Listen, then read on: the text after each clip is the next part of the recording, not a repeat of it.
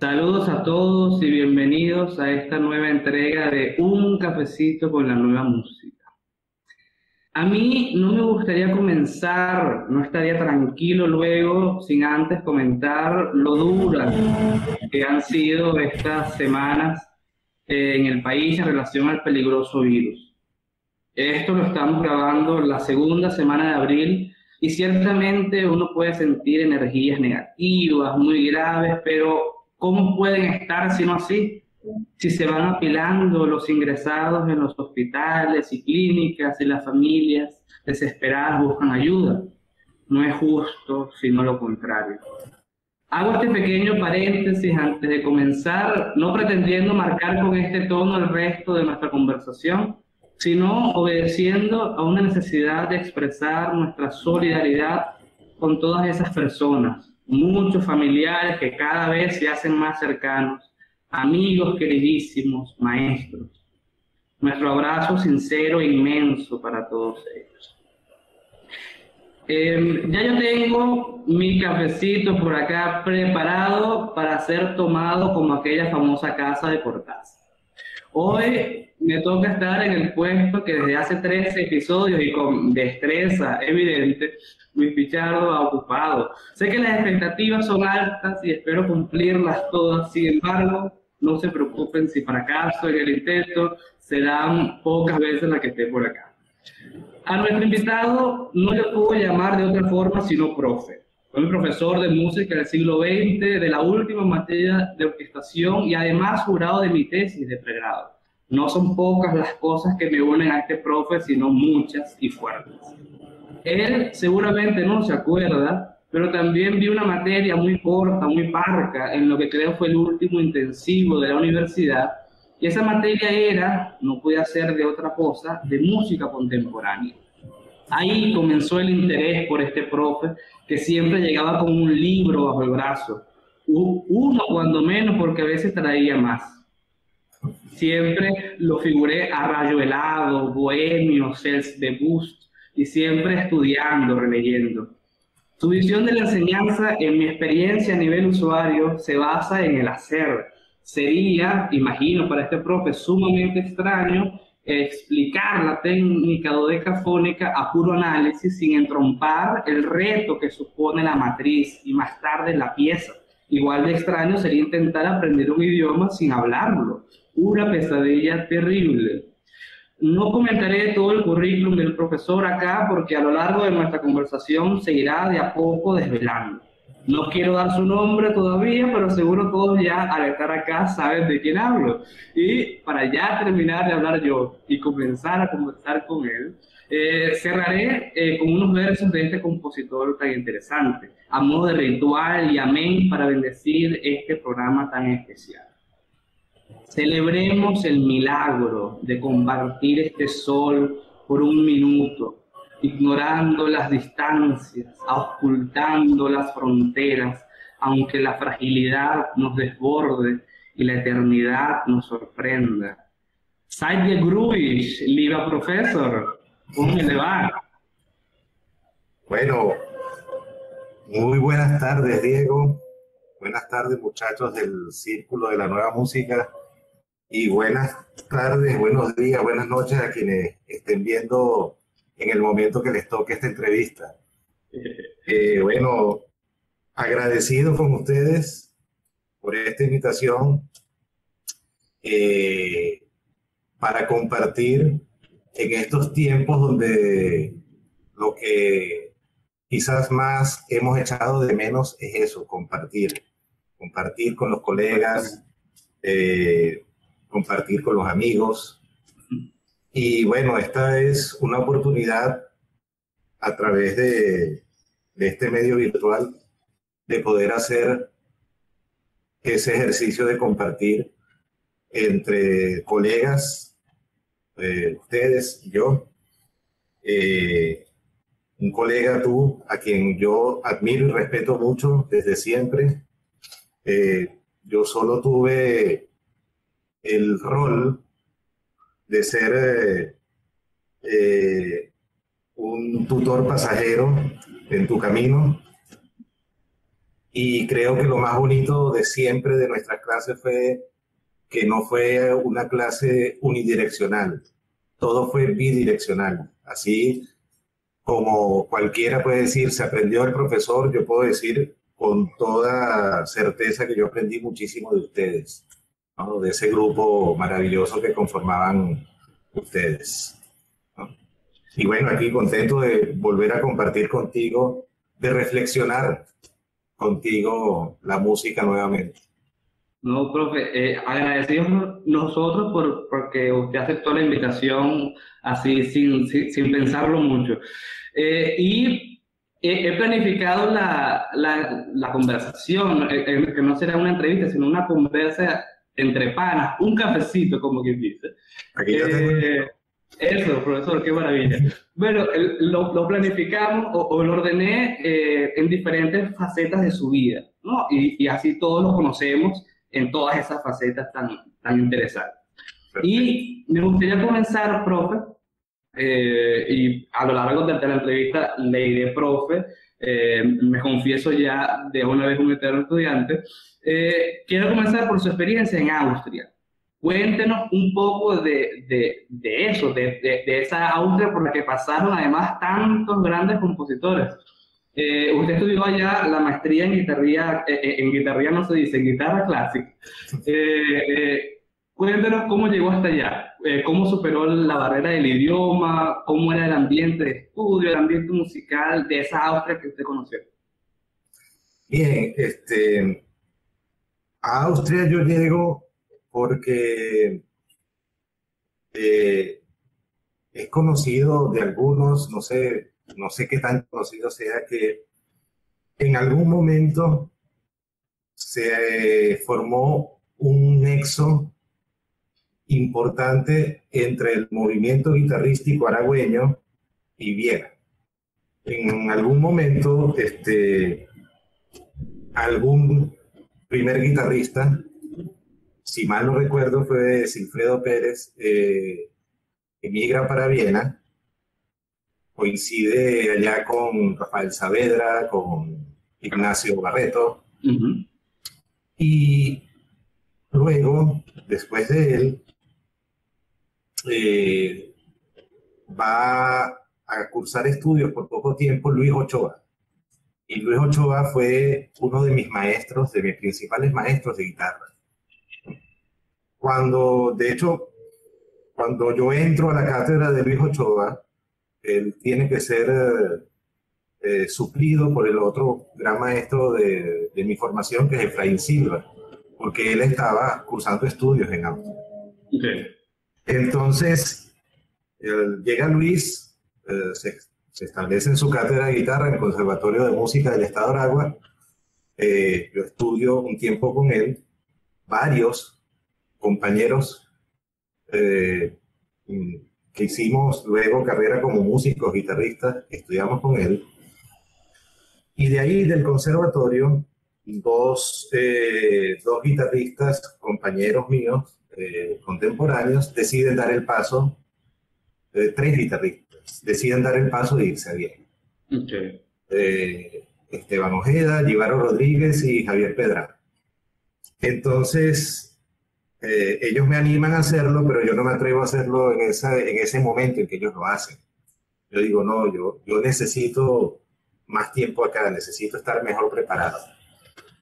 Y bueno, estando a los 2 años de estar ellos allá, o sea, seguimos ahí interactuando como podemos por cartas y todavía no existía esta posibilidad. Y en una de estas tantas vienen a Venezuela dos guitarristas, uno venezolano austríaco llamado Arnoldo Moreno y otro vienés no austríaco llamado Walter Hauer. Okay. Ellos se hospedan en mi casa durante una semana. Excelente. Y bueno, conversando con ellos, ya ahí dije, no, ya mi siguiente paso es irme a Austria. Y me fui para Austria y fue una decisión un poco random, ¿no? Porque yo me fui con mi sexto año de guitarras a cuestas, sí, habiendo culminado algunas cosas, unas cuantas cosas, bastante de la materia teórica y tal y qué sé yo, pero sabía un poco alemán. Estuve haciendo un curso aquí que cuando llegué al aeropuerto de Frankfurt me di cuenta que no me sirvió de nada, Típico. que no sabía comunicarme. Entonces decido esto y me voy no para Viena, me voy para, en principio, a estudiar en la Universidad de Música y Arte Dramático de Graz, Ah, entiendo. que es una de las tres universidades más importantes de música de Austria. Está la Universidad de Viena, la Universidad de Salzburgo y la Universidad de Graz, ¿no? Y me voy a Graz sobre todo por mi interés en la música contemporánea, porque según me había contado Luis Ochoa, el movimiento de música contemporánea era, digamos, muy importante ahí. De hecho, en Graz no solo hay ese interés por la música contemporánea, sino que en Graz está en un departamento de jazz muy importante en Europa, ¿no? Entonces, me voy y cuando digo que la decisión es random, porque yo ahorré lo que pude y me fui sin beca. O sea, me fui Wow. en mi cabeza con la ilusión de que si quedo puedo optar por una beca. Claro, Resulta que exacto. la cosa no era así tan fácil, ¿no? Cónchale. Luego, yo llego a Graz, yo llego a Graz de 24 años. A esa edad es que yo me voy para Austria. Y hago mi examen de admisión y no quedé seleccionado. O sea, me dijeron, Concha. no, me disculpa, o sea, usted tocó maravilloso, excelente lo que hizo, pero yo tengo tantos cupos y el cupo se lo voy a tocar, se lo voy a dar a este que es más joven que usted, que tocó igual muy bien. Claro, qué vaina. Entonces, bueno, ahí me vi en una disyuntiva, ¿qué hago ahora? ¿No?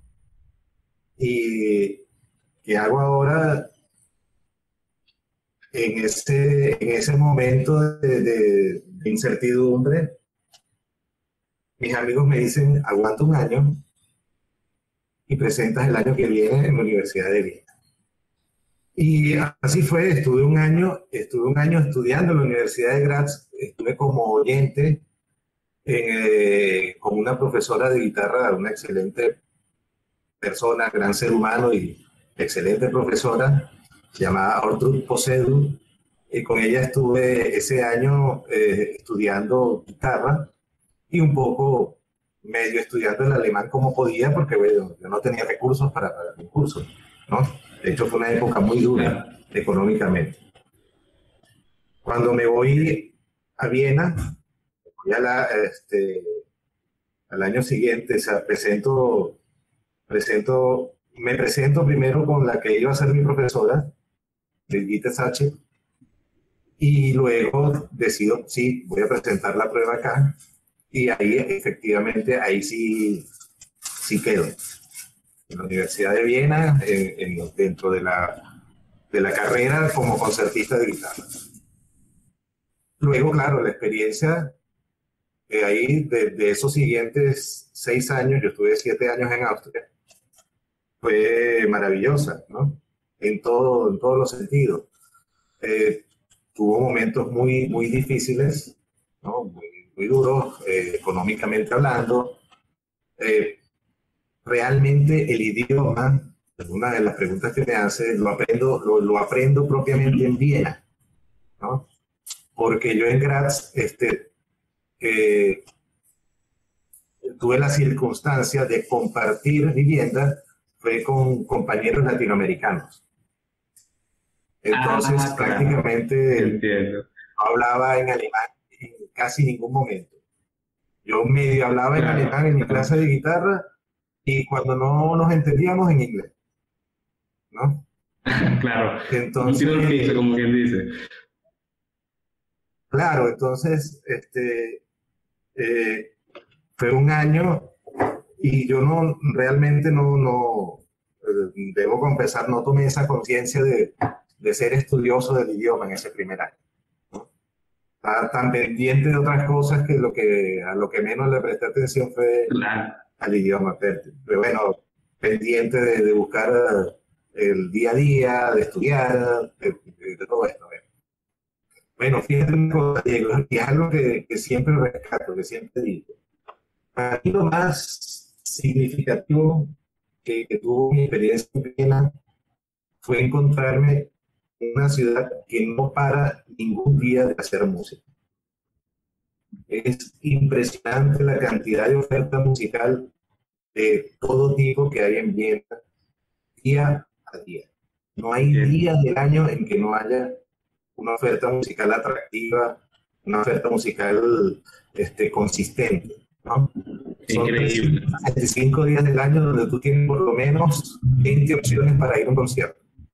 Claro. De lo que tú quieras. Tú puedes ir a un concierto de jazz, de pop, de rock, de música contemporánea, música antigua, puedes ir a la ópera, puedes ir a ver operetas, lo que tú quieras. Y eso es una de las cosas que marca mucho mi experiencia musical, ¿no? Independientemente que yo no estuviera metido los 365 días en un concierto, pero ese ambiente, vivir ese fervor musical, me marca mucho. Luego, en la misma universidad, hay conciertos todos los días del año.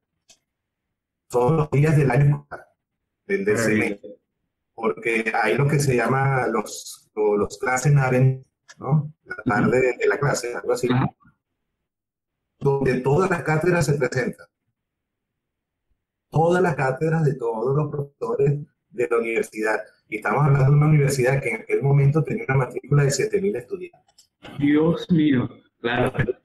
Y luego, otra cosa que sí fue muy significativo, muy importante, era que yo venía del Conservatorio de Maracay, ¿no? Claro, había hecho mi año de pasantía por Graz, y por supuesto aquí en nuestras escuelas de música, en nuestros conservatorios, no todo el mundo está estudiando para dedicarse a la carrera. Okay. Y encontrarte en un ambiente donde todo el mundo está enfocado en eso es súper estimulante, ¿no? De paso, así como guinda, esa universidad está hecha para que la gente estudie. El que no quiere estudiar ahí, no tiene, o sea, el que no aprovecha ese tiempo para estudiar en esa universidad no puede estudiar en ninguna otra. Todo está hecho. Vas a la biblioteca, encuentras un libro. Vas a donde están los CDs, encuentras el CD. Tienes salas para practicar. Tienes pianos a tu disposición. Es increíble las posibilidades que brinda esa universidad al estudiante. Y eso, por supuesto, fue muy importante para mi formación, mi transcurrir en en esa universidad. Claro, entiendo. La próxima pregunta, profe, iba a ser sobre la guitarra y por qué eligió la guitarra, pero por lo que me dice, entiendo que la guitarra en Maracay estaba muy bien mercadeada. Que había muchos guitarristas que quizás animó a una generación a seguir estos pasos, ¿no? Sí, pero fíjate lo siguiente, yo no iba a estudiar guitarra. ¿Y qué pasó, profe? ¿Por qué ese cambio tan particular? Mi primera intención era estudiar piano. Bueno, imagínense el nivel de marketing que no iba a estudiar guitarra y terminó estudiando guitarra. Pero no fue por una cuestión de marketing propiamente, fue por una casualidad, fíjate. Muy interesante. Yo siempre digo, yo comencé a estudiar música a los 17 años, saliendo del liceo, ¿verdad? Y yo no sabía una pepa de música, nada. Mi experiencia musical era estar el año anterior de 16 a 17 años en la banda del liceo. Okay. Tocándome, me aprendí todos los tambores que había en esa banda, todo lo que había que tocar. Bueno, pero ya yo sentía, o sea, ese llamado. O sea, Yo siempre bromeo diciendo que es como en las películas de Semana Santa que aparece la llama y mira, tú eres el elegido, algo así. Bueno, yo claro. sentí ese llamado y dije, yo quiero estudiar música. Y eso tiene que ver con mi afición por el rock progresivo. Entiendo. Yo escuchaba en esa época, cuarto, quinto año, escuchaba mucho rock progresivo, empecé a escuchar esa música. Y cuando yo escuché esa música, dije, esto es lo que yo quiero hacer, ¿no? Y en el rock progresivo tienen mucha presencia, mucha importancia los teclados. Son parte importante de la sonoridad de cada, cada grupo, cada banda de estas de rock progresivo. Y yo decía, eso es lo que yo quiero hacer. Yo quiero tocar los teclados en una banda de rock progresivo. Entonces voy a estudiar piano, ¿no? Y eso era lo que yo quería estudiar. Imagínese. Entonces, pero resulta que, bueno, que yo no tenía piano, no lo tengo. Y entonces, bueno, después, cuando me decidí contarle a mis padres que yo quería estudiar música, mi papá me dice, claro, mira, yo lo tengo para comprarte un piano. Yo le voy a pedir el piano a tu tía, a ver qué tal. Entonces mi tía dice, no, no le quiero dar el piano en este momento, pero le puedo regalar una guitarra que tengo ahí. ¿No? Y así fue, bueno, mientras tanto, voy a agarrar la guitarra, Claro, ¿no? Y agarré la guitarra y no fue mientras tanto, ya fue para siempre. claro, es que lo sorprendió la eternidad. Exactamente. Y lo que tú dices también tuvo peso. Ya agarro la guitarra, comienzo a estudiar guitarra y el ambiente de los guitarristas aquí en el Conservatorio de Maracay, Claro, exacto. los profesores con los que me toca compartir, eso contribuye a que yo me enamore del instrumento. Claro, Ya, exactamente. bueno, se olvidó el piano, ya de hecho se olvidó tanto que tú sabes que yo como pianista soy fatal. Eso lo saben, solo lo básico para conseguir, para poder dar mis clases, lo muy, No, muy pero básico. mire, profe, y ya sabiendo todo esto de usted que nos parece fascinante a todos, le tengo que hacer una pregunta técnica. Ah, Porque parece que algunos instrumentos, creo que por la literatura disponible para uno, son más esquivos que otros. Y más aún cuando los enfrentamos o los queremos enfrentar como solistas. Evidentemente, escribir una obra para violín solo es mucho más complicado que escribirla una fila de violines en una orquesta. Sin embargo, y hablo de mi experiencia que bien pedestre, ¿no? La guitarra, la percusión o la electrónica casi siempre presentan desafíos mayúsculos. El caso de la electrónica significativamente más. Entonces, usted que estudió guitarra, sintió o ha sentido las dificultades de su escritura? mira, Diego, eh, sí, más que nadie quizás, no sé. En serio, profe, ¿por qué? Sí, eh, y es algo que yo mismo he tratado de comprender, ¿no? Que, claro, Eh, de hecho, yo tengo muy poca obra escrita para guitarra. ¿Sí? ok, interesante. Y es más, para que tengas una idea, yo no, yo recientemente acabo de escribir una obra para guitarra, ¿no? Ok, Pero no escribía para guitarra desde el año 2006, 2007, 2008, por ahí. wow, un montón. O quizás antes, ojo, porque, no, que antes, hablamos de 2005, 2004, por ahí, porque este, básicamente no lo había hecho, eh, primero porque yo cuando digo voy en serio con la composición, este, digamos que ya tengo 40 años, ¿no?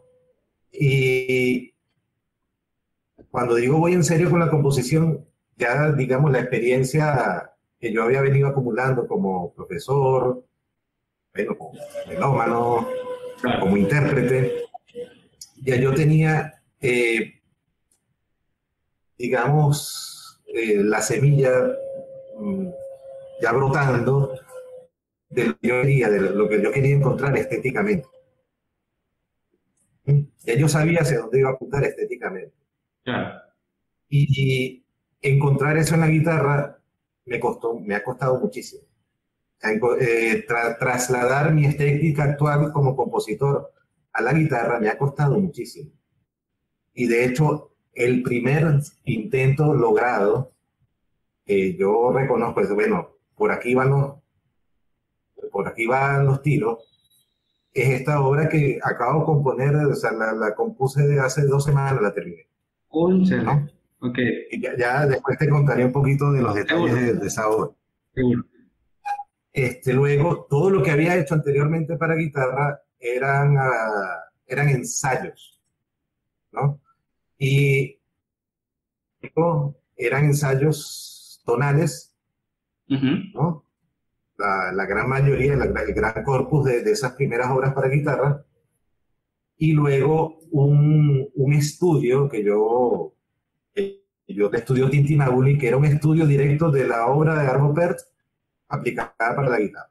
Claro, El estudio siento que o sea, que funcionó bastante bien, pero por supuesto yo tenía claro, yo no voy a componer como Arvo Pärt. ¿No? Eso es un estudio, claro. ¿no? Y bueno, el estudio tuvo una coincidencia muy bonita, que un estudio que yo hice en Viena el año antes de venirme, que me sirvió para atacar un problema técnico que tenía un estudiante mío en ese momento, Ah, ok. ¿no? Que allá en Entonces, Viena. pero en Viena, sí. Ah, Yo daba ok. clases privadas para ganarme la vida, Claro, y entiendo. un estudiante con el que tenía una muy buena amistad. Entonces, bueno, hice el estudio, me gustó y dije, bueno, con esto te voy a ayudar a resolver esto, ¿no? Claro. Bueno, pero sí, a mí, escribir para guitarra, bueno, no sé si tengo el cabello blanco pensando en eso, no, no creo, pero me ha hecho reflexionar, pensar mucho, Claro, ¿no? entiendo. Y era algo que incluso en algún momento dije, bueno, casi que lo descarto, porque incluso escribir para piano mucho más sencillo me había resultado, Claro, ¿no? Con todo que yo no conozco todas las posibilidades técnicas que puede desarrollar un pianista en su instrumento, pero lo había hecho, claro, ¿no? entiendo. Y ahora, bueno, con esta obra pienso que a lo mejor ya voy encaminando cómo, cómo plasmar mi ética, que no es otra cosa que mi manera, mi deseo de comunicarme de una manera a través de ese instrumento. ¿Eh? Interesantísimo, profe. Es que y cuando usted estaba hablando, no sé por qué pensé que esto que nos comentaba, que tenía tanto tiempo sin componer para guitarra, y pensé al instante, claro, es que a veces los instrumentos, los de uno, pues los que uno sabe tocar, a veces son como la familia, que uno un poco que le da por sentado. Ellos están ahí, ellos están bien, y me aseguro que estén bien, pero me voy a centrar en otras cosas que primero. Pero me parece sumamente interesante que haya ahorita usted encontrado esa tranquilidad de ver en el instrumento su lenguaje, cosa que uno siempre anda buscando, ¿no? Sí, eso, porque yo había podido haber hecho, o sea, yo pude hacer arreglos con la guitarra sin ningún problema, ¿no? Claro, pero los arreglos ya, cuando uno arregla, uno tiene un referente fijo, ¿no? Claro, Entonces, uno se apega al referente. claro, claro.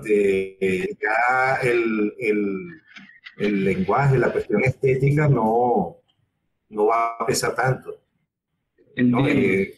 El arreglo es básicamente, o sea, un ejercicio que uno hace sobre música que es básicamente tonal, a lo sumo Ujú. modal, y entonces uno se adapta a eso. Claro, y que lo otro es que la tonalidad es que es un tiro al piso para uno probar, para uno experimentar cualquier cantidad de cosas porque es un sistema cerrado, esto tiene que ir para allá, es que las innovaciones que uno hace, pues bueno, suenan interesantes y tal. Exactamente, eso es.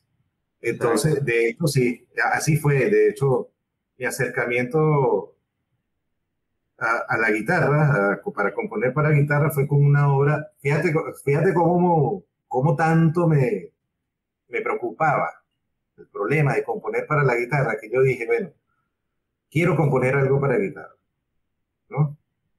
Y Okay. entonces, ya yo había hecho mi primera composición. Mi primera composición fue una obra para coro, violín, viola y violonchelo. Okay. ¿Ok? Esto de Aquiles Nazoa, eso era un texto del loco Juan Caravino, una composición muy modal Okay. y, digamos, eh, quizá hoy día no le veo tanto valor musical, artístico, pero para mí tuvo el valor de haber sido la composición con la que yo rompí el hielo. Exacto. Comencé, ¿no? Entonces, para mí eso tiene, esa obra le guardo un cariño especial por eso, ¿no? Ahora, cuando voy a la guitarra, dije, ¿qué hago aquí? Entonces me digo a mí mismo, bueno, vamos a hacer una cosa, vamos a comenzar de menos a más. Vamos a hacer unas canciones infantiles, ¿no? Exacto. Exacto. ¿No?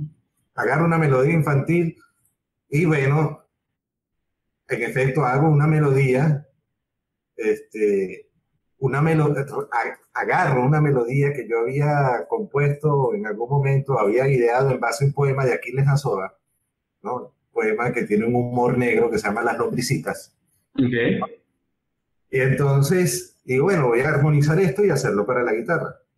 Y lo hice, lo logré, ¿no? Pero entonces quedó una canción infantil no apta para menores. Claro. Porque para tocarla tienes que tener Claro, un entiendo. nivel medio avanzado, pues, porque quedó compleja. Sí, eso pasa.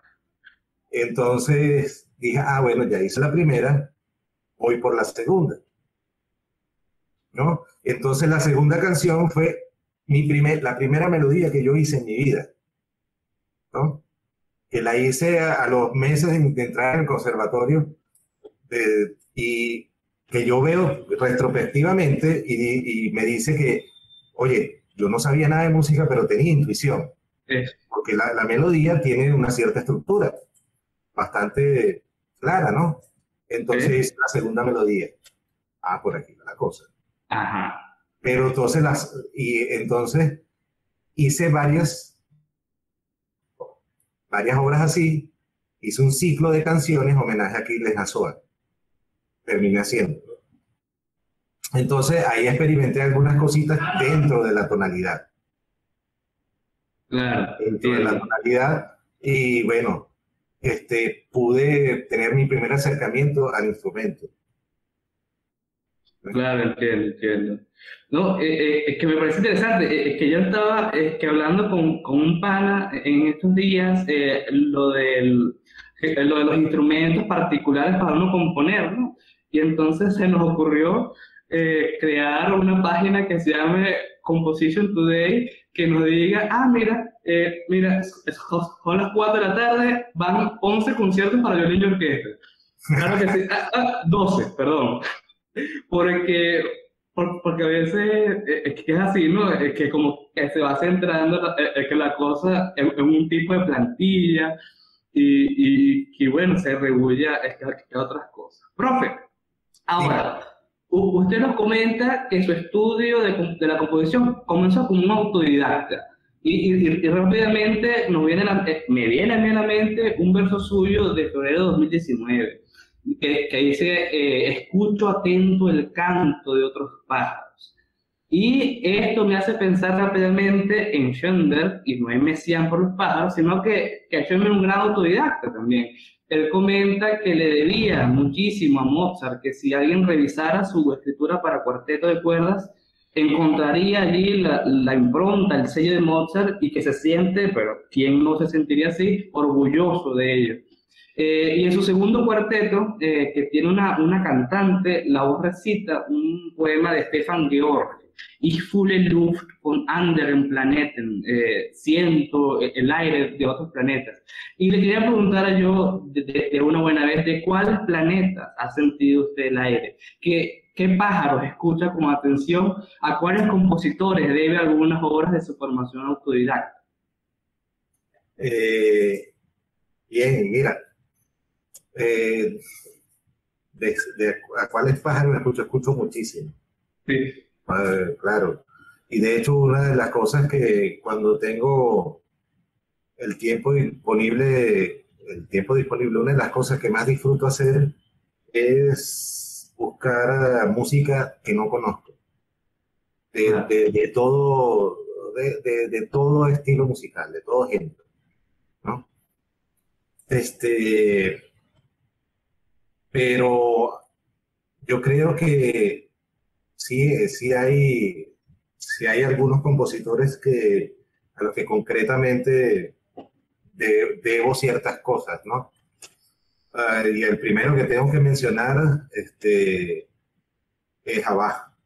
Definitivamente, a través de la guitarra yo desarrollé una atención y un amor hacia la música de Bach, este, que me permitió también ahondar en él. De hecho, mi tesis de grado toma como, como ejemplo de análisis una fuga de Bach, la fuga ok. para la sonata en do mayor para violín solo, que es la fuga más larga que escribe Bach en su vida, ¿no? Ah, no sé. Ok. Una fuga que dura, en el violín dura como 12 minutos más o menos. Y tiene dos grandes partes, como dos fugas en una, ¿no? Ok. Bueno, yo interpreté esa obra fue parte de mi concierto de grado. eh, y yo escuchaba mucho música antigua, ¿no? La música de Bach, ¿no? Este, cuando, cuando yo siento en mí el gusanito de la composición, yo quiero ser compositor. Todavía no, por supuesto, no había escrito nada. Ok. Eso lo siento a raíz del descubrimiento de la música de Arvo Pärt, Ok. ¿no? Es una anécdota que yo he contado. Un día voy a una de las bibliotecas de Viena, una que quedaba muy cerca de donde yo vivía, saco unos discos prestados y ahí está uno de Arvo Pärt. Ese nombre me llamó mucho la atención porque en algún programa de mano aquí en Venezuela había visto que Juan Carlos Núñez le había dedicado una obra a Arvo Pärt. Ah, no sabía eso. Arvo Pärt. La obra decía, no me acuerdo el título, y como subtítulo algo así, homenaje tropical a Arvo Pärt. Ok. ¿Quién será Arvo Pärt? En Claro. Graz descubro que Arvo Pärt es un compositor. Entonces yo iba a ir a ese concierto de Arvo Pärt en Graz e iba a estar de pie, iba a pagar poquito para verlo de pie, pero Claro. resulta que cuando llego estaba full, no pude entrar. Cool. ¿Quién será este tipo que un concierto, músico contemporáneo y se le llena? ¿No? Exactamente. Qué extraño. No, ¿entiendes? Entonces, bueno, me consigo ese disco y claro, la música de Arvo Pärt tiene una profundidad en su sencillez Ujú. que a mí en mi soledad de bien en ese momento, me movió todos los pisos habidos y por haber, ¿no? Claro. Entonces, al yo escuchar eso, digo, esto es lo que yo quiero hacer, ¿no? Ya yo estaba inscrito para estudiar guitarra, pero dije, no, esto es lo que yo quiero hacer. Lo que realmente yo quiero hacer es componer, Ok. ¿no? Pero no me atrevía, ¿no? Claro. Y entonces, bueno, comienzo a hacer mis estudios. En Viena tengo que, como los conservatorios aquí en Venezuela no tienen reconocimiento como instituciones de nivel superior en Europa, tengo que hacer armonía y contrapunto nuevamente, desde cero. Claro. Y me consigo con un maestro con todas las letras de maestro en mayúscula, ¿no? Que cuando él se da cuenta que ya yo sé las cuestiones básicas de la armonía, él me dice, mire, no venga más a las clases del primer semestre, venga directo a las del tercer semestre. Concéntrese, venga a la del tercer semestre. Yo le pongo la nota del primer semestre y de la del segundo. Oye, qué ¿no? chévere. ¿No? Claro, porque se dio cuenta de que ya usted había visto eso. Claro, ya yo sabía eso. Entonces, bueno, resulta, yo voy feliz, yo voy a mi clase del tercer semestre y en algún momento de la clase, él nos explica, nos dice, vamos a armonizar corales luteranos. Van a hacer esto, esto y esto y tal y qué sé yo. Y cuando yo voy a la armonización del coral, yo siento que eso fluyó de una manera muy rápida, ¿no? Y yo, bueno, ¿por qué fluyó tanto? O sea, nunca había hecho esto, ¿no? Y de hecho yo lo hice de la manera en que yo lo recomiendo. Lo primero que hice fue el bajo y después hice todo lo demás, ¿no? Y fluyó y de verdad la armonización quedó muy bien, fue muy buena. Voy con la segunda y me pasa igual, y con la tercera, y bueno, ¿qué pasa acá? Paralelo a eso, yo estoy estudiando Bach con mi maestra. En ese momento estaba tocando una suite para violonchelo, perdón, para laúd, transcrita para la guitarra, ¿no? Sí. Y ahí doy el clic de por qué se me hizo por qué quizás se me hizo tan sencillo, ¿no? Yo estoy tocando Bach y también Bach se me da bien como intérprete. Y mi maestra dice, yo no entiendo, no logro comprender qué relación tan cercana tienen los venezolanos con la música de Bach. Para mí es impresionante lo bien que los venezolanos tocan la música de Bach. Claro, porque que ya conocía que venezolanos, ¿no? Porque esa fue la profesora que vino a Venezuela al concurso, ¿no? Sí, claro, entonces ya ella sabe cómo ella, claro. Una de las cosas que conoce de primera mano es el disco de Alirio Díaz con música de Bach. Exacto. Seguramente escuchó a Luis Sea tocando música de Bach. Había escuchado a mis otros compañeros que me precedieron en la universidad tocando música de Bach. Claro. ¿No? Y entonces ahí es donde yo hago clic, claro. Quizás eso se me hizo sencillo porque yo tengo esa música en el oído. Pues yo aquí en Venezuela escuchaba mucho Bach. Y al otro que escuchábamos mucho, que fue un descubrimiento a través de la guitarra y que me apasionó mucho escuchar en los tempranos años de mi formación, fue John Dowland. Okay. ¿No? El laudista y compositor inglés, ¿no? John Dowland. Y yo creo que ahí, de ese contacto con esa música, quedó algo intuitivo que se plasmó en esos primeros trabajos para una clase, ¿no? Claro. Entonces, luego, por supuesto, te menciono Arvo Pärt, ¿no? Yo me acuerdo que creo que lo primero que pensé fue, esta era la música que yo hubiese querido componer, ya se me adelantó, no más así. Claro. Y bueno, en el transcurso de mi estudio, a mí siempre me interesó la música contemporánea. Fui descubriendo a Pierre Boulez, ¿no? Fui descubriendo a Anton Weber, ¿no? Y descubro a Morton Feldman. Okay. ¿No? Estos tres compositores.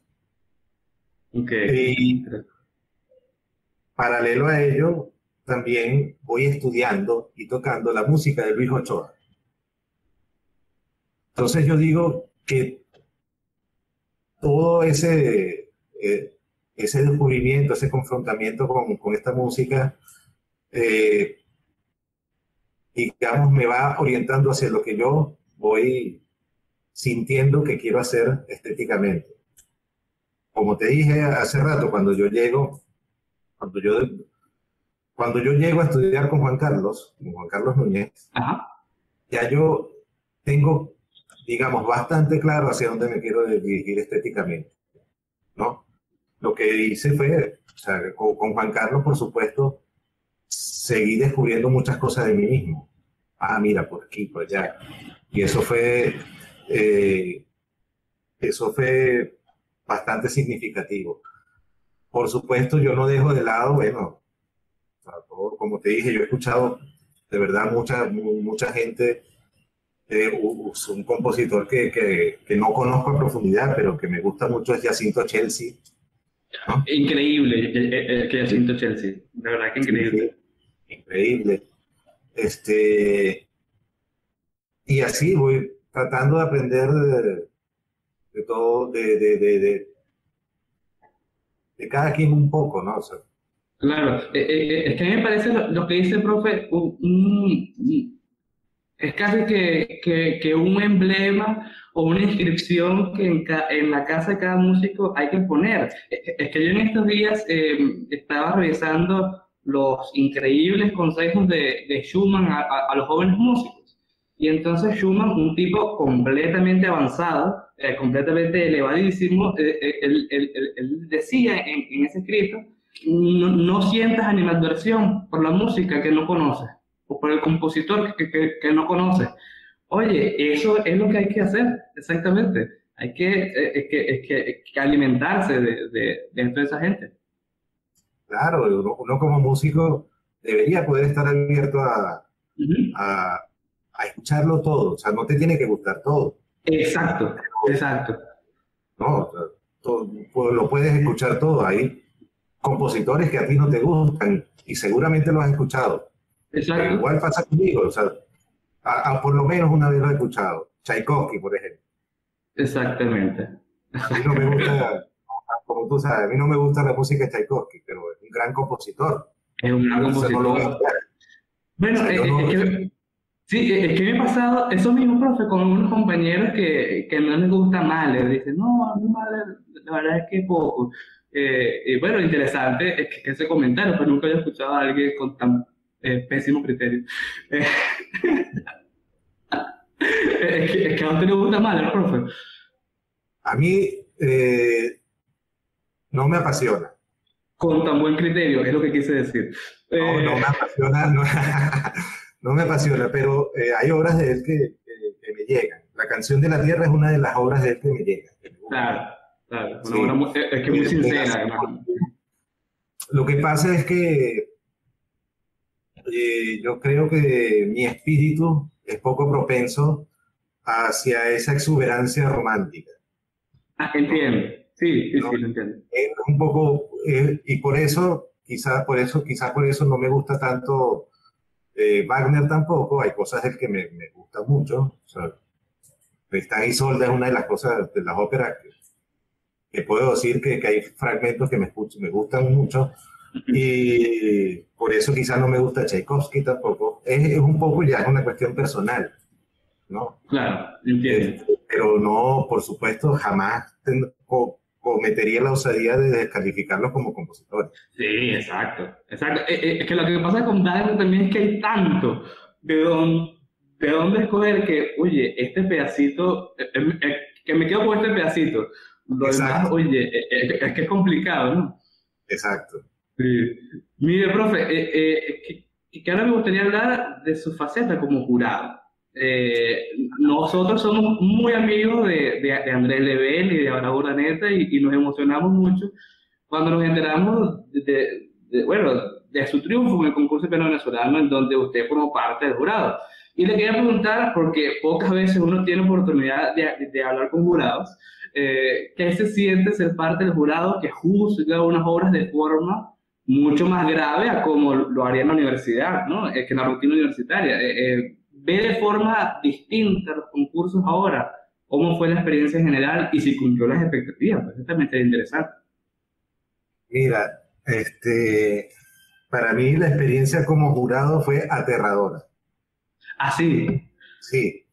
¿en qué sentido, bro? Eh, eh, bueno, de antemano te digo, a mí me genera más responsabilidad el día a día de la clase que el hecho de ser jurado. Entiendo. ¿No? Porque el hecho, uno como jurado, a fin de cuentas, emite su valoración no solo en base a los aspectos técnicos que tenga la obra, sino también aspectos subjetivos.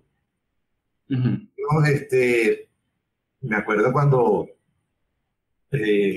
hacíamos la valoración de ese concurso, exponíamos nuestras ideas y cada quien tenía visiones distintas de ciertas obras, ¿no? Claro, Porque todas las obras las discutimos.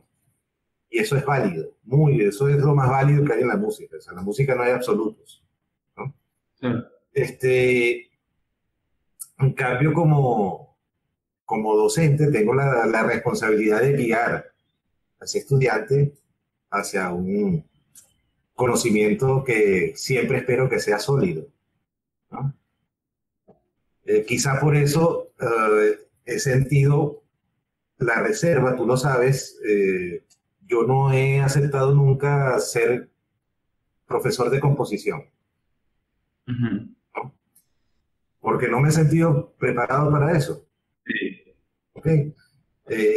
Para mí ser profesor de composición requiere no un nivel de preparación técnica musical superior, yo diría que un nivel espiritual superior, porque tengo que buscar la manera de guiar a una persona sin entorpecer su camino. Y para eso, yo, en mi opinión, creo que yo primero debo lograr ciertas cosas conmigo antes de dar ese paso. Claro. No es que no lo valore, no es que no me guste que me hayan hecho la propuesta, sino que digo, no, yo primero las logro conmigo y después converso con los que en algún momento puedo enseñar. Luego, hablando del concurso, te digo que la experiencia fue aterradora, eh, porque sí sentía, bueno, que hay una responsabilidad ante esos creadores, Exacto. ¿no? Pero al mismo tiempo, claro, al encontrarme, la parte más bonita para mí fue poder conocer esas obras de esos compositores eh, a quienes no conocía y ver que en una buena parte de la cantidad de obras que nos tocó valorar eran de mucha calidad, ¿no? No solo estaba presente el talento, sino que estaba presente también el conocimiento. Ok, claro. Y este, concretamente las obras de Andrés y de Abraham fueron maravillosas, ¿no? Sin lugar a dudas. Y otras obras que después que no se mencionaron, pero eh, hay otras obras que a mí me parecieron muy buenas. Por lo menos te estoy hablando de 5 obras que yo digo que fueron, que son muy buenas obras, Qué ¿no? bueno. Entonces, esa fue la parte que a mí más satisfacción me produjo. Porque ya el hecho de decir, mira, gana esta, ya se me descompone el cuerpo, Sí, ¿no? exacto. Porque es tan subjetivo. O sea, las obras de Andrés y de Abraham, tú las pones una al lado de la otra y las dos le van a gustar al público. Sí, O sea, las entiendo. dos van a llegar, porque las dos tienen o sea, lo que yo considero que uno debe buscar como artista. Las dos tienen un enorme poder de comunicación, Ok. ¿no? Y entonces, decir que una gana, no sé, me parece injusto. Me pareció injusto, ¿no? Entonces, pero bueno, así son los concursos. Claro, exacto. Ahora, Exacto. si lo veo de otra manera, yo creo que los concursos de composición, lo más valioso que tienen es que pueden dar a conocer las obras, ¿no? que Eso iba. por otra parte es lamentable que sea la única ventana. Exactamente. Sí, Pero bueno, por lo menos es una ventana, como que en la cárcel está la ventanita ahí por donde entra la luz. exacto. Y eso es algo valioso que yo encuentro en esos concursos de composición. Ok, ok, interesante, profe. No, y aprovecho que haya hablado de la composición y de su propia composición en la parte anterior, que nos comentaba que necesitaba como resolver eso usted primero para poder que guiar a otros, ¿no? Y le quiero preguntar por eso mismo, que nos conversara un poco sobre su proceso compositivo. Yo recuerdo haber presenciado, creo, la génesis de una obra suya, o por lo menos el final. Recuerdo que tenía tres poetas, y sé que uno era Eugenio Montejo, con su magnífico "Dura menos un hombre que una vela, pero la vida Exactamente. prefiere su lumbre", que es una maravilla. Que esa obra, yo solo recuerdo la maqueta de audio, ¿no? Y la estimo a partir de esa maqueta increíble, y ojalá podamos escuchar algún estreno pronto. Y le quiero preguntar, ¿cómo usted comienza una obra? ¿Qué lo mueve a nivel estético? Esa es Terrible, una dice. pregunta muy bonita, ¿no? O sea, pues, también una pregunta muy compleja de Sí, responder, ¿no? Porque, por supuesto, para cada quien es distinto. Mira, para mí, la génesis de una obra, cualquier obra, es la metáfora. Lo que llamo la metáfora, digamos, siguiendo la terminología que utilizaba Juan Carlos Núñez en sus clases, ¿no? La metáfora es esa idea subyacente que me lleva a componer la obra y que me lleva a darle la estructura y el final de obra acabada que tiene. ok, Y encontrarme con esa metáfora pues, siempre es el primer paso. Luego ya en mi proceso yo he hecho varias cosas.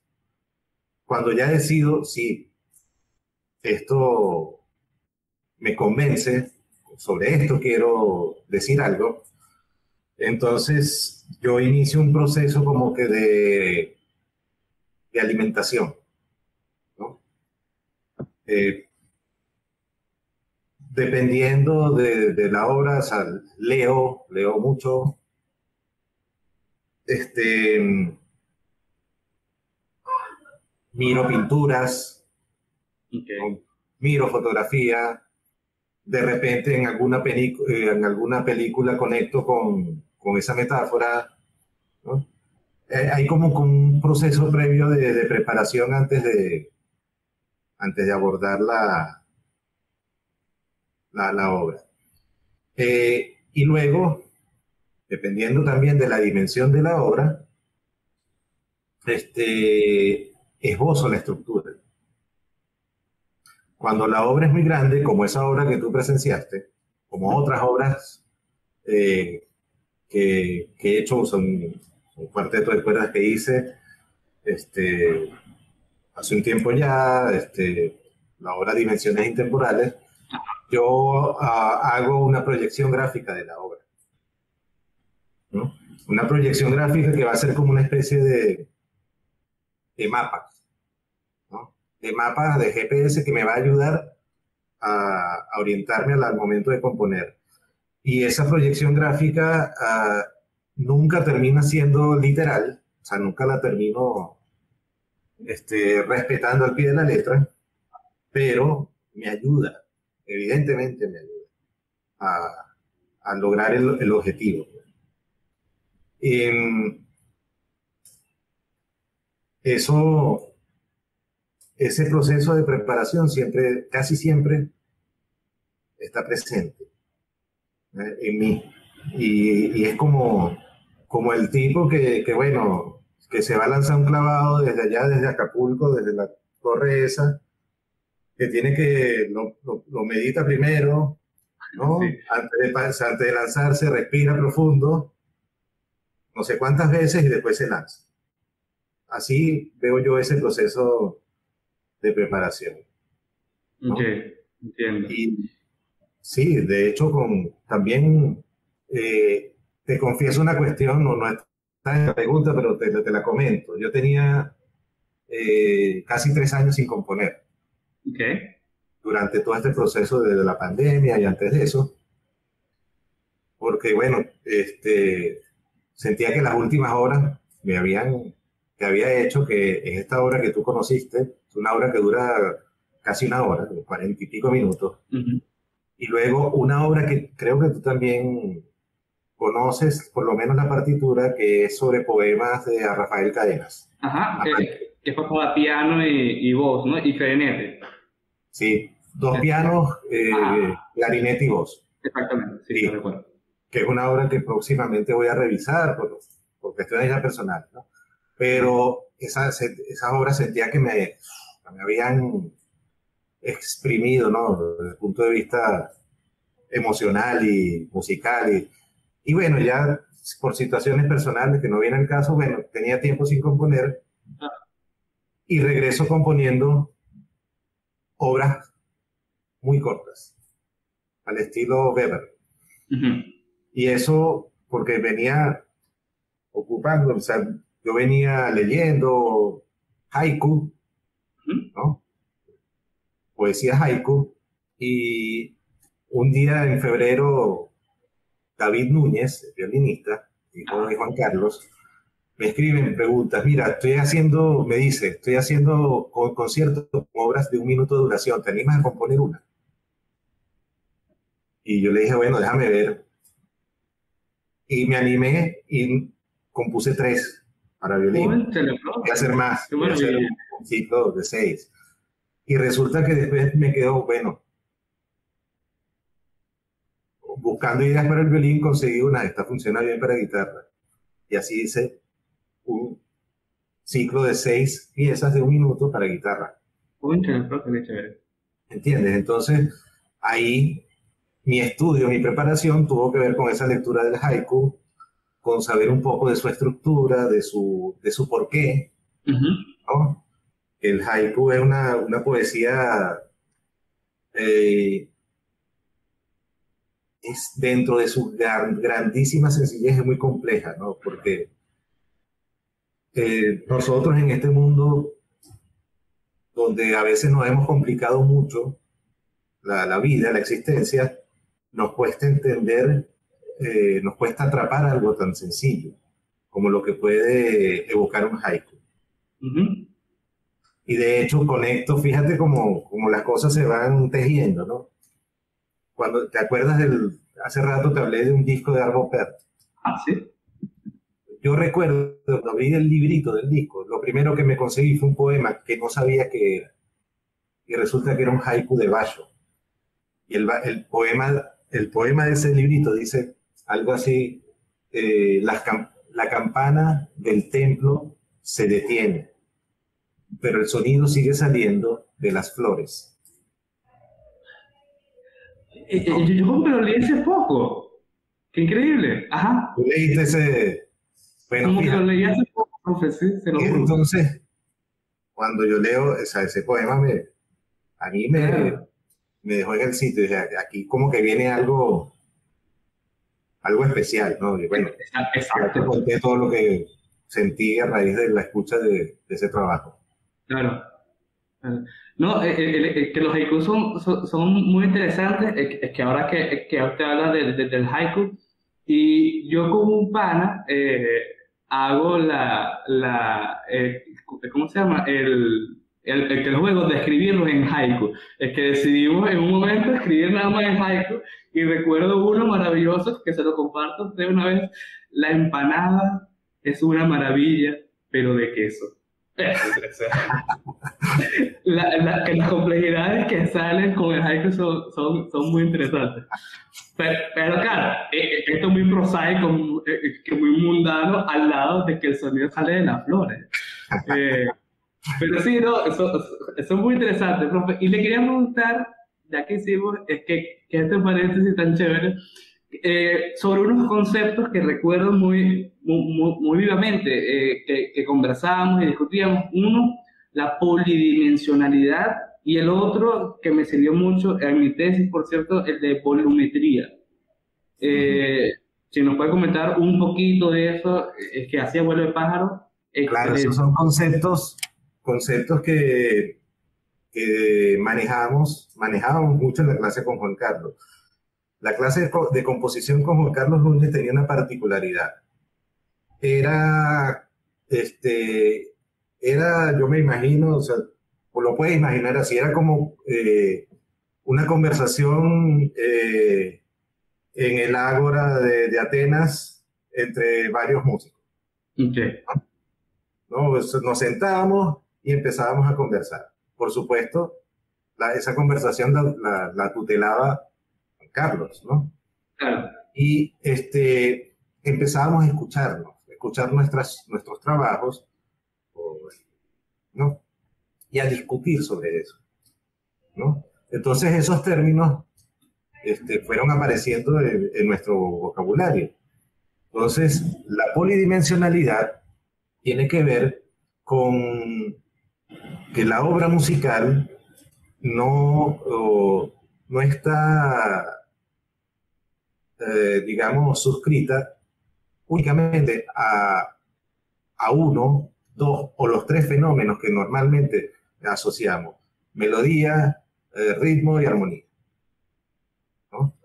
La obra musical es mucho más que eso que llamamos los fundamentos de la música. Entonces, la polidimensionalidad, en la polidimensionalidad entra, digamos, la densidad de las texturas, claro, ¿ok? Entra la gógica, entra el plan dinámico de la obra, ¿no? El plan dinámico tanto en la intensidad sonora de la obra como en el movimiento, ¿no? Entonces, esos son aspectos que hay que tomar en cuenta. Además de ello, eh, hay ese elemento subyacente, que es el que va a hacer que esas distintas dimensiones de la obra musical actúen en conjunto, que es la metáfora, ok, ¿no? claro, Porque la metáfora forma parte del plan musical. Y ojo, esa metáfora no es un plan programático, no es una descripción al estilo de la música descriptiva, ¿no? Es simplemente el espíritu subyacente de lo que tú quieres comunicar a través de la obra musical. Entonces, todo esto tiene acción en conjunto. Todo esto en una clase de análisis sería susceptible de ser analizado. O sea, nosotros centramos el análisis en el aspecto técnico, el aspecto instrumental, estructural, qué sé yo, del lenguaje musical y tal, qué sé yo. Pero hay muchas otras dimensiones que, que pueden ser tomadas en cuenta. Luego, la volumetría tiene que ver con eso, con la densidad sonora de la obra, ¿no? Entonces, y es un concepto quizás tomado de las artes plásticas, ¿no? De la escultura propiamente, ¿no? Eh, al, al mirar una instalación o una escultura, tú puedes apreciar distintos grados de volumetría, ¿no? Que conforman, que hacen que la obra sea como es. Entonces, en el caso, yo me acuerdo que esto lo hablábamos conversando acerca de la orquestación, de la orquesta, ¿no? ajá, En este caso, la volumetría de la obra, o sea, el grado de densidad sonora que tú estás ideando para un momento de la obra, va a ayudarte o va a hacer que tú tomes decisiones en cuanto a la orquestación, a qué instrumentos van a tocar en esa parte de la obra, ¿no? Entonces, eso es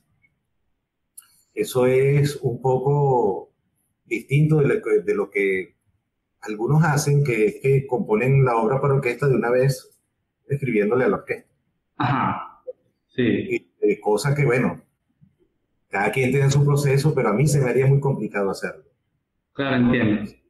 Entonces, eh, luego con esto de la volumetría, tú puedes proyectar que en tal parte va a sonar tal instrumento, pero cuando llegas a la realidad te das cuenta, oye, este instrumento como que aquí no funciona muy bien, entonces vamos a tener que cambiar. Por ejemplo, tú querías un timbre como el del oboe, Ujú, exacto. pero resulta que en cuanto a tu densidad sonora, ese timbre se te queda muy corto.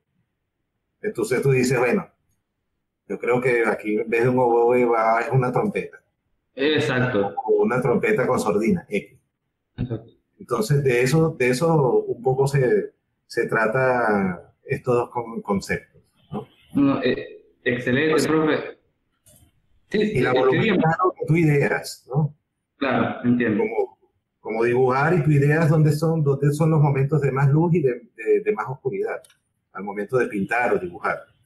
Exacto, es que lo recuerdo, es que exactamente como lo describió de la escultura, que hay partes que cuando uno ve que la obra que no se ven, que hay partes que están ocultas, que tienes que moverte, rodearla toda para poder asirla, ¿no? Para poder... Exactamente.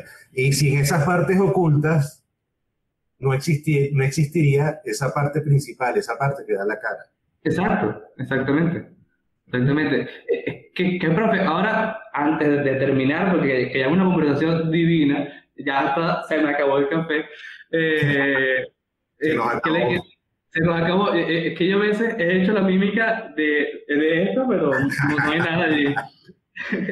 Le quiero comentar que parece que el compositor se siente muy ligado, no sé si desbordado por su música, a otras disciplinas artísticas. Y encuentro que la poesía y la literatura siempre le ha abierto las puertas, confiada, agradecida a la más de las veces, ¿no? A los compositores. Sin embargo, me puse a pensar en lo contrario, y lo contrario me parece que es más infrecuente. Solo me vienen a la mente tres poetas, el grande Nietzsche, bueno, que hizo algunos poemas, ¿no? Con unas cuantas canciones juzgadas terriblemente por Hans von Bülow, que lo hizo pues desistir al instante. También García Lorca hizo alguna producción bastante pedestre y Boris Pasternak con unas cuantas obras sólidas, ¿no? Y usted es uno de esos primeros casos de compositores que escriben, además, poesía. Para la preparación, y así cuento un poco en mi experiencia, en este guión fui a su página de Facebook a buscar sus poemas. Se esconden entre publicación y publicación. Y cuando ya iba por el año 2017, después de mucho bajar y bajar, me dije a mí mismo, ¿por qué rayos no está esto en un poemario ya? Y bueno, profe, le lanzo de una de las sugerencias, vamos a copiarlo y a ponerlo por ahí porque están bien interesantes. Pero la pregunta a la que quiero llegar, profe, es si existe o qué diferencia usted encuentra entre su producción musical y su producción poética o qué las emparenta, qué las hace pares. Sí, hay diferencias para mí claras en cuanto al acto creador, ¿no? La escritura de poemas, en mi caso, es más espontánea, ¿no? Okay. Eh, Quizá podría hasta decir menos cuidada, ¿no? Que el hecho de la composición musical. Eh, por supuesto, yo no soy escritor, ¿no? De repente cuando escribo los poemas tengo muchas dudas en cuanto a, a qué escribir o qué no escribir, qué quito, qué dejo, ¿no? Claro. Soy un amante de la poesía, ¿no? La poesía para mí ha sido, como le dijo Reverón a Gervasi, la llave para abrir el, el camino creador. De hecho, yo recuerdo que en una de esas angustias que decía yo quiero hacerlo, quiero componer, y estaba como bloqueado, cerrado, no sé, o atemorizado, qué sé yo, en algún momento empecé a escribir y dije voy a escribir, voy a hacer escrituras automáticas, Ok, voy a dejar salir lo que salga, ¿no? Y así hizo unos cuantas escrituras y eso en efecto me ayudó a dar el paso, ¿no? Y de alguna manera mi acercamiento, o sea, la escritura del poema es así, es más espontáneo, ¿no? Eh, por supuesto, hay poemas que me llevan más tiempo que otros. claro, No escribo todos los días, ¿no? Y yo creo que es algo que he aprendido incluso, o he seguido eh, el ejemplo de muchos poetas a quienes yo admiro. O sea, Borges decía que no se puede ser poeta todos los días, ¿no? ujú, ¿No? Entonces, si tú te pones a ver grandes poetas de la historia de la literatura y de la historia de nuestra literatura, nuestros poetas son maravillosos, los poetas venezolanos son sí, señor. estupendos, y te das cuenta que publican un libro cada 8 años, algo así. Ellos no Sí, están publicando un libro todos los años, todos los días. Y entonces el libro tiene 10 poemas, 8 años para estos 10 poemas, pero cuando tú lees esos 10 poemas, tú dices, ok, claro. como que paralizado, ¿no? Ah, Este, y así, bueno, no me obligo a escribir poesía, tampoco me obligo a escribir música.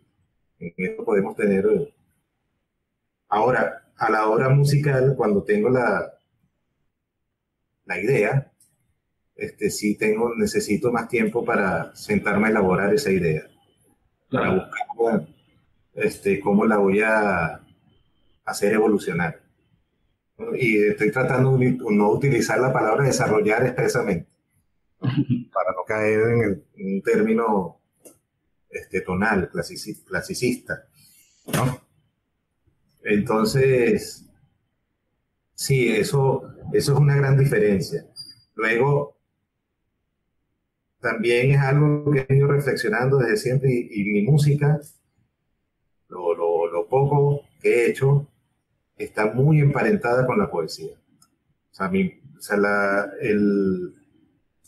la génesis de mi música es la llave, es la poesía.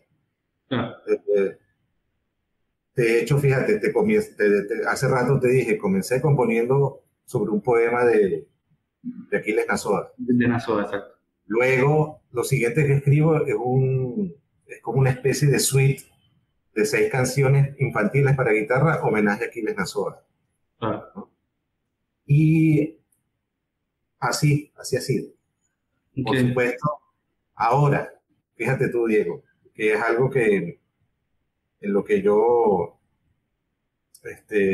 siempre hago hincapié con los estudiantes. La poesía no solo es la poesía que está escrita. La poesía puede ser pintada, ¿sí? sí, exacto. Puede ser danzada, Ujú. o sea, puede ser, o mejor aún, puede ser simplemente presenciada Sí, un exacto. momento de... Es que el lenguaje poético no se limita, es que al hecho, es que del fonema es que del grafema ahí en el... Entonces, fíjate, cuando yo estudiaba aquí en Maracay, antes de irme a Viena, eh, nosotros, una de las fuentes de alimentación fue mucho la tertulia con nuestros maestros, Claro, amantes de la poesía. Luis Ochoa y Efraín Silva eran grandes amantes de la poesía. Y un amigo en común de ellos, que se hizo amigo nuestro, eh, es el poeta Pedro Ruiz, poeta trujillano, ok, no ¿no? lo Y el conozco. poeta Pedro Ruiz tiene la costumbre de llamar a todo el mundo, ¡poeta! ¿No? ¿Cómo estás, poeta? Y yo, pues, si yo no soy poeta. Y a todo el mundo, a todos nosotros nos decía poeta, Ok, ¿no? Entonces, con el paso del tiempo, ¿por qué? ¿No? Entonces, claro, con el paso del tiempo entendí. sea, eh, aunque no sea escritor, o sea, el hecho de crear te hace de alguna manera poeta.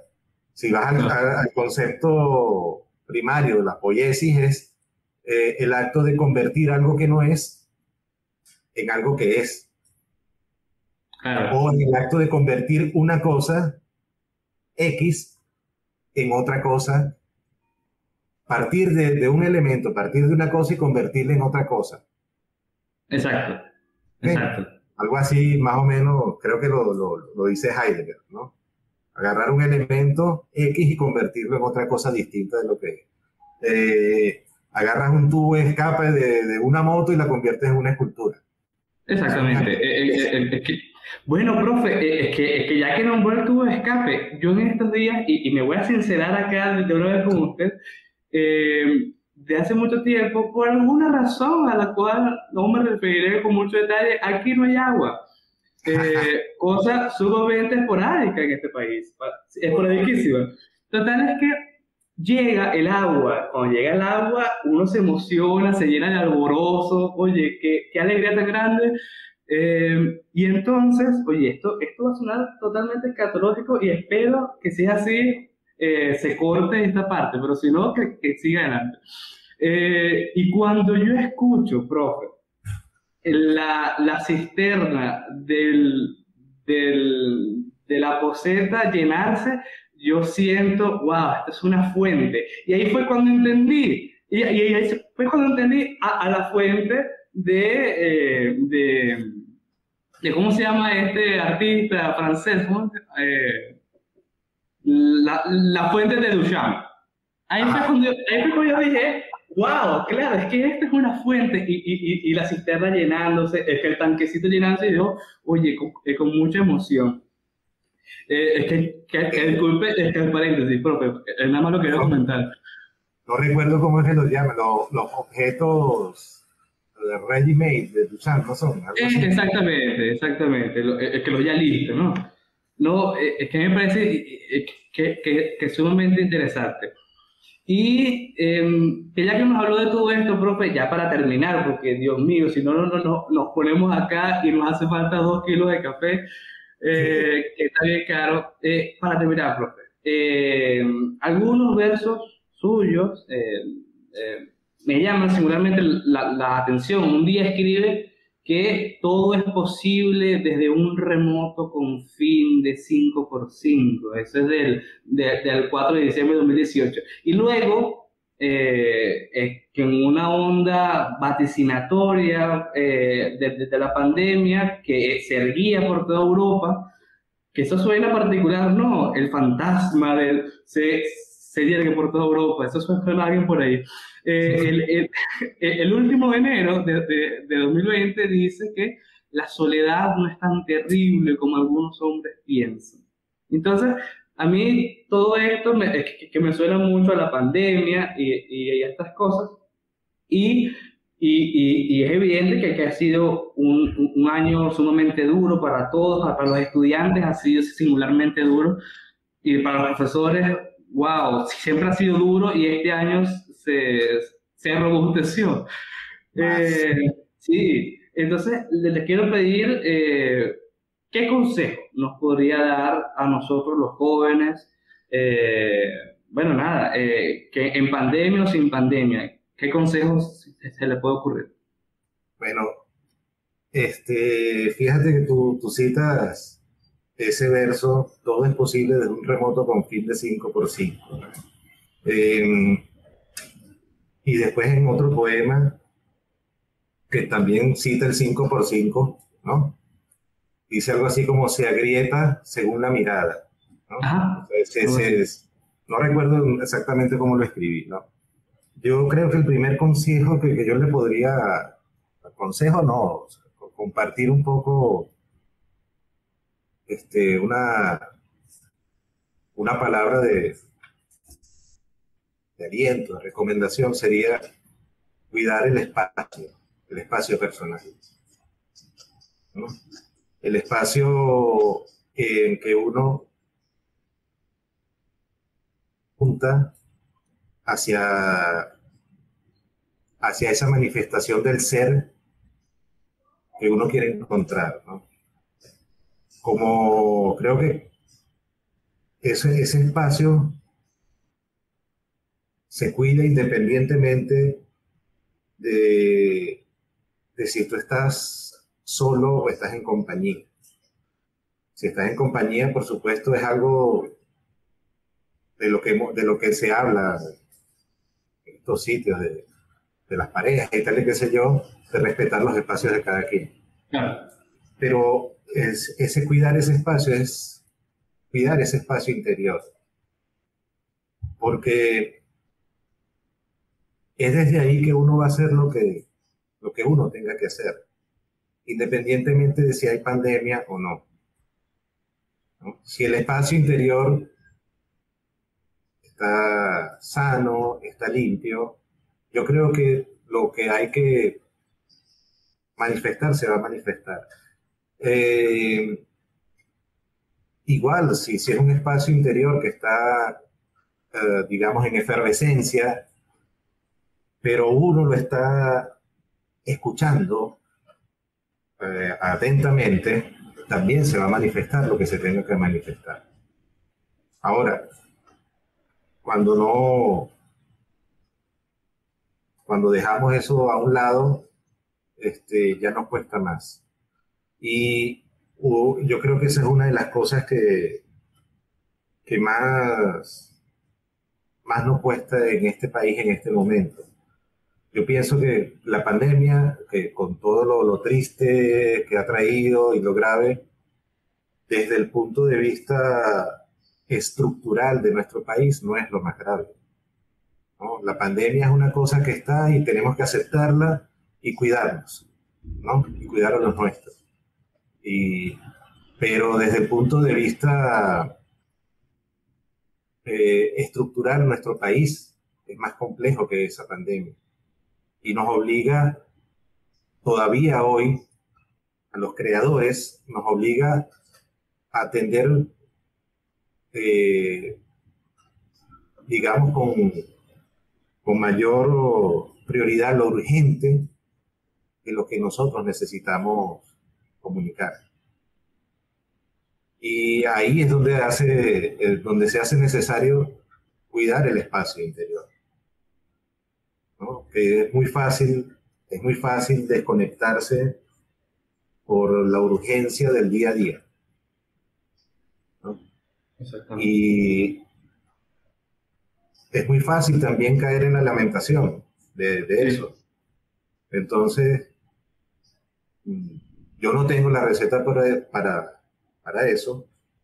Yo he vivido esas desconexiones, he vivido esas amarguras, ¿no?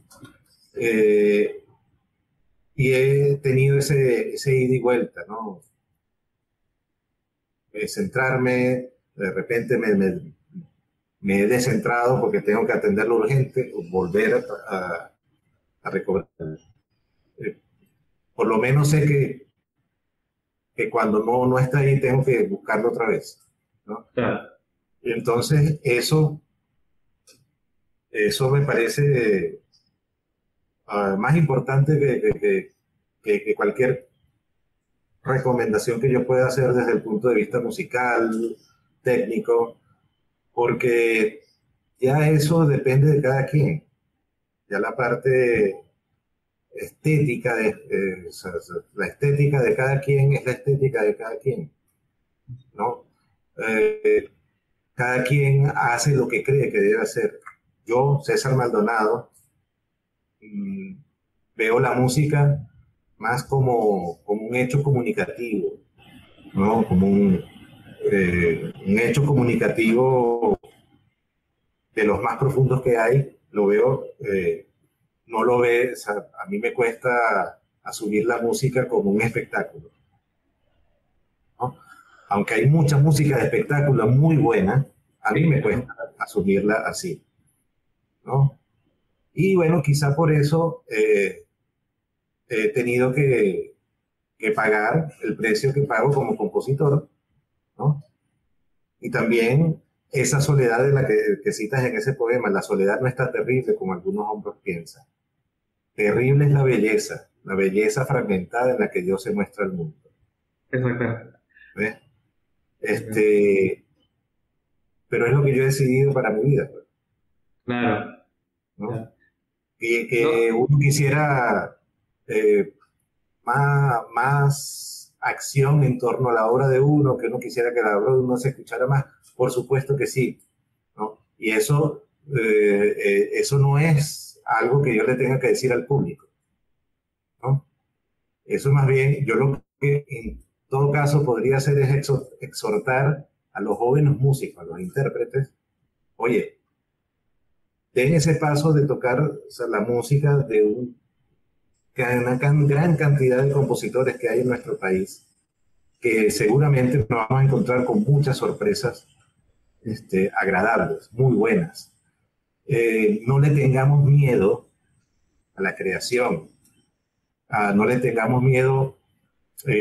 Eso es algo que también recomendaría. Fíjate, en una de mis clases en Viena, un maestro era un gran compositor austríaco, se llama Christian Offenbauer. En una de las clases, él nos dijo, de clases de música contemporánea, por cierto, ¿no? Creo que hablando de Cage o de Feldman o de alguno de estos compositores, él nos dijo, componer es un acto de valentía. ¿Mm? Y yo lo viví así. O sea, a mí me costó mucho dar ese paso de valentía, ¿no? Bueno, hay que ser valiente. Esa es quizás otra cosa que podría compartir. Ser valiente, es decir, también se lo diría a los intérpretes, sean valientes. Confróntense. Ah, que son muy difíciles. ¿Cuál es el problema? exacto, ¿Cuál es el exacto. problema? O sea, yo toqué obras difíciles y yo nunca fui el gran guitarrista de la historia de la guitarra, ¿no? Y toqué obras de Luis Ochoa que, bueno, el que sepa de guitarra sabe cómo son las obras de Luis Ochoa, Claro. ¿no? Y toqué Auer, llegué a tocar una obra de Pierre Boulez también, para, Wow. para soprano y orquesta, donde estaba incluida la guitarra, y Ay, qué así por el interesante. estilo. Y bueno, lo pude hacer, pues. Claro. Sí, sí, profe, completamente de acuerdo con usted y nada, que yo muy agradecido y nosotros en el Círculo honrados por tenerlo hoy acá. Nada, decirle a los que escucharon que le den sus likes, que vayan a buscar al profe César vean sus poemas, pidan de música para tocar y suscríbanse al canal para ver y más entrevistas. Y bueno, nada, profe, agradecidísimo, le mando un gran abrazo. Bien desinfectado, bien potente y luminoso. Bueno, Diego, muchas gracias. Gracias a ti, gracias a Luis, gracias al otro compañero, no recuerdo el nombre ahorita. O sea, Y ya, sobre todo, muchas gracias por el trabajo que están haciendo. Ah, este trabajo de visibilizar al compositor venezolano, de reflexionar, de poner en la palestra muchos temas que no son fáciles. Y yo sé que el trabajo que ustedes están haciendo lo deben estar haciendo con las uñas, y eso tiene, en tiempos de triple pandemia en este país, eso tiene cuádruple valor del que ya tiene. Entonces les agradezco, los felicito por el trabajo que están haciendo y adelante. O sea, cuentan conmigo para cualquier otra cosa que ustedes crean que yo les puedo aportar. qué maravilla, profe. Gracias. Un gran abrazo y muchas gracias siempre. Gracias, un gran abrazo.